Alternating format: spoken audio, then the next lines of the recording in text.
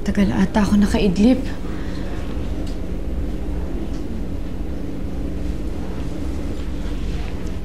Ano to? Saan galing to? Chang, wala naman ho akong kasalanan. Anong wala? Eh, maligno ka eh! Buisit kang babae ka talaga, oo. Kami na nga nagmamalasakit. Kayo pa ang galit. Adela, anong gusto mong gawin ko? Matuwa ako? Ha? Nagkaganito na anak ko, matutuwa ako sa inyo? Ipapahuli ko kayong tatlo!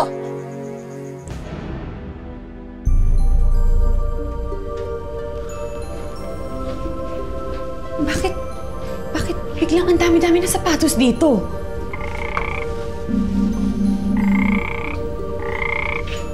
Froggy, sino gumawa nito? Imposible naman si Lolo. Si Mundal ni Rara yung man na yun. Hindi makakagawa ng ganito kapulido yun. At ganito kadami. Froggy, may nakita ka bang pumunta dito kanina? Baka naman may nagdala ng mga sapatos na to dito nang hindi ko namalayan. Sa kaya galing itong mga to? Sa akin, Sonia. Sa akin ang galing yung mga yan. Pinagawa ko yan sa mga kasamahan ko para matulungan kita. Kung sino man nagdala ng mga sapatos na to, nakakatuwa naman. Sa ganda ng mga sapatos na to, tsak napapakiwin to pag binenta ko.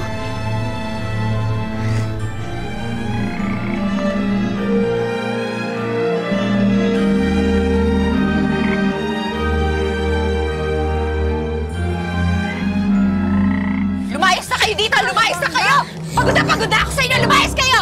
Sabi ko sa'yo, ate, dapat hindi na tayo pumunta dito kay Tia Mayang. Eh kahit naman inaway nila tayo, hindi ko pinagsisihan yung ginawa ko kay Gigi. Mami, hindi kakayanin ang konsensya ko na. Basta na lang pabayaan siya. Dobe! Hulihin mo itong tatlo! Okay! Hulihin mo yan! Tatlong yan! Wala naman kami ginagawa, Mayang! Ay, bilisan mo! Tinatakot mo ka! Hulihin mo na yan! Hindi mo!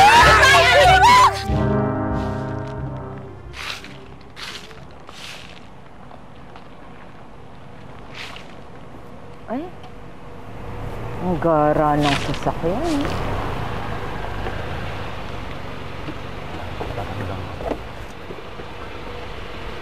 Magandang gabi, ho. Ay, magandang gabi. Tatanong lang ho sana ako. Saan ho ba rito nakatira si Mayang Puentes? Si Mayang? Ay, doon pa si Mayang sa dulo. Ganun ho ba? Yung Yung pong pamangkin niya at kapatid niya, si Adela at Lara. si Adela at si Lara. Baka doon pa nakatira sa kanila. Oo. Sino po ba sila? Kamag-anak po ba kayo?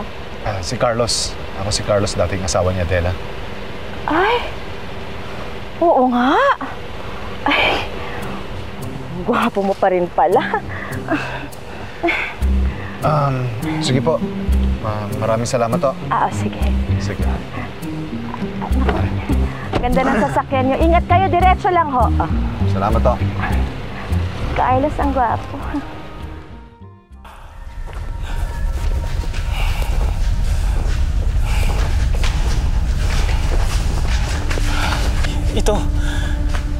Ito ang tunay na rebulta ng Amang Hari.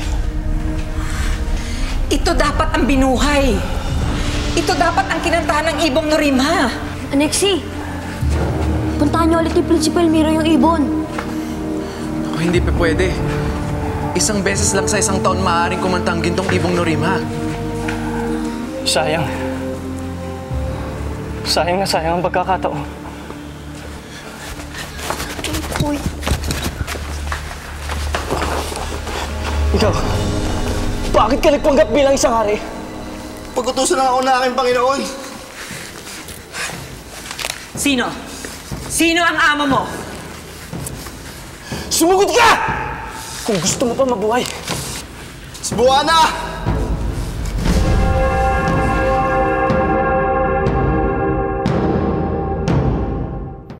Finally, pare.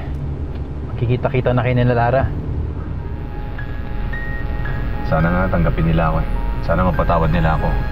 Kasi tagal ko silang hindi nabalikan. Ba't naman kasi hindi mo sila binalikan agad? Nung nag-abroad ako, I have to take care of family business. Hindi na ako pinabalik ni Mama. Ayaw niya sa Tita Adela mo. Pero nagpumilit pa rin ako umuwi ng Pilipinas. Hindi nga lang, hindi ko na sila inabutan sa bahay. Mabuti na lang ngayon.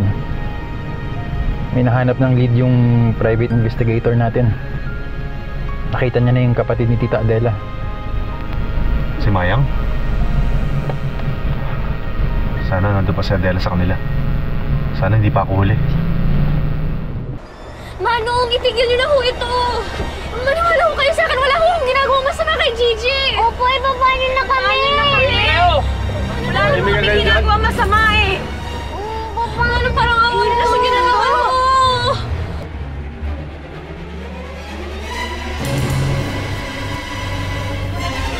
Diyan lang kayo, huwag kayong bababa. Diyan lang kayo. Diyan lang kayo, diyan lang kayo. Tumahimik ka kayo dyan. Tumahimik na kayo, tumahimik na kayo. Mahal na Reyna, hinahanap ka ng Prinsipe Almiro. Pakisabi na lang sa kanya masama ang pakiramdam ko. Kahapon niyo pa siya iniiwasan. Bakit ayaw siyang samahan? Meron akong hinahanap. Kung pwede sana, iwan mo muna ako.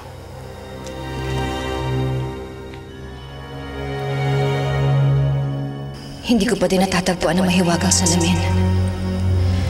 Hindi ko na kaya yun makikita. Diyos ko, habang buhay na ba akong mananatili sa mundong ito? Paano naman ang mga anak ko? Kailangan namin magkasama ni Lara at ni Bambi.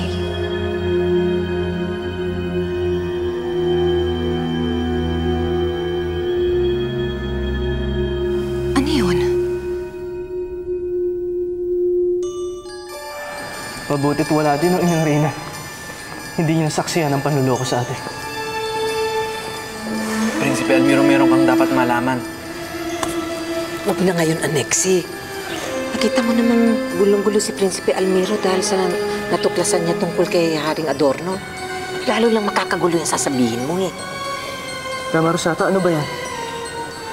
Huwag na siguro ngayon, Prinsipe Almiro. Alam naming marami kang ibang iniintindi.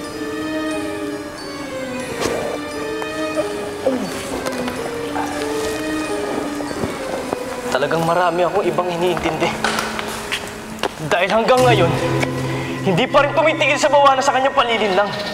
Huminahon ka, Almiro. Magpasalamat na lang tayo na hindi ka gaano nasaktan sa labanan ninyo kanina. Hindi tayo titigilan ni Bawana. Hanggat hindi ko siya nasusupil, hindi siya titigil. Ano ang plano niya, Prinsipe Almiro? Siguro, panahon na para magtuos kami ulit. Hindi ba mapanganib yun? Mapanganib. Ngunit kinakailangan. Dapat maging malinaw kay Bawana na hinding-hindi na tayo magpapasakop sa kanya. Tapos na ang pagiging reyna niya dito sa Paladino.